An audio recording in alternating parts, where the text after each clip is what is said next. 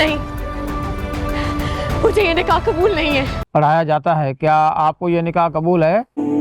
میری محبت کو بھلا کر تم کیسے کسی اور کی ہو سکتی ہو؟ US والی بات سن کے تو وہ تعلق ہی ختم کر دیں گے۔ سوچ رہا ہوں کہ یہ سب تم نے کیا؟ اگر تمہارے تایا ابو نے ہمارا رشتہ ایکسیپٹ کرنے سے منع کرتی ہیں۔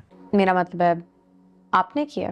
ڈرامہ سیریل چال باز کے آنے والے ایپیسوڈ میں آپ لوگ دیکھیں گے آئزہ کی ہر طرح سے کوشش ہے کہ جس طرح گھر میں چاہتی ہوں اسی طرح گھر کا ماحول بنا رہے اور سبھی لوگ میری انگلیوں پر ناچتے رہیں، میرے اشاروں پر چلتے رہیں، کیونکہ آئزہ اس گھر میں اپنے علاوہ کسی اور کی حکومت برداشت نہیں کر سکتی۔ وہ چاہتی ہے کہ اس گھر میں صرف اور صرف میری حکومت ہو اور سبھی لوگ میری بات مانتے رہیں۔ اسی لیے اس نے گھر میں کسی سے بنا پوچھے گھر کی ساری سیٹنگ ہی چینج کر دی ہے۔ جب تینوں بھائی لاؤنج میں اپنے بابا کے ساتھ اکٹھے ہوتے ہیں تو گھر کی سیٹنگ دیکھ کر کافی پریشان ہو جاتے ہیں اور اسد آئزہ سے کہتا ہے کہ تم نے یہ سب کچھ کیا ہے، تو آئزہ اسد سے کہتی ہے مجھے لگ رہا تھا کہ یہ جگہ کافی کنجسٹڈ ہے، اسی وجہ سے میں نے یہاں کی سیٹنگ چینج کر دی، لیکن اسد آئزہ سے کہتا ہے کہ ابھی بھی بابا نے یہ سیٹنگ خود اپنی مرضی سے کروائی تھی۔ یہ بات سن کر اسد کا باپ کافی خاموش ہو جائے گا کہ آئزہ اب گھر کی چیزیں ادھر ادھر کرنے پر کسی سے مشورہ بھی نہیں لیتی اور خود اپنی مرضی سے جو اسے ٹھیک لگا اس نے وہ کر دیا۔ لیکن یہاں پر بھی اسد کا باپ آئزہ کو کچھ بھی نہیں کہے گا اور ہنستے ہوئے یہ بات ٹال دے گا، کیونکہ وہ دھیرے دھیرے ساری چیزیں نوٹ کر رہا ہے لیکن اپنی زبان خاموش کر کے رکھی ہوئی ہے اس نے۔ ایک وقت ایسا آئے گا جب وہ اپنے بیٹے کو نصیحت کر کے اس دنیا سے چلا جائے گا کہ اپنی بیوی کو قابو میں رکھنا، وہ بہت تیز لڑکی ہے۔ یہ بات وہ اپنی زندگی میں کسی سے بھی ظاہر نہیں کرے گا، لیکن جب اس کی زندگی کی آخری سانسیں ہوں گی تب وہ اپنے بیٹے کو اس بات سے آگاہ کر لے گا۔ جی ہاں دوستو، اس ڈرامے کے اندر اسد کا باپ بس کچھ ہی روز کے اندر اس کی ڈیتھ ہو جائے گی، کیونکہ وہ اپنی بہو کے اس طرح کی چال بازیاں دیکھ دیکھ کر برداشت نہیں کر پائے گا اور نہ ہی کسی سے شکایت کرے گا،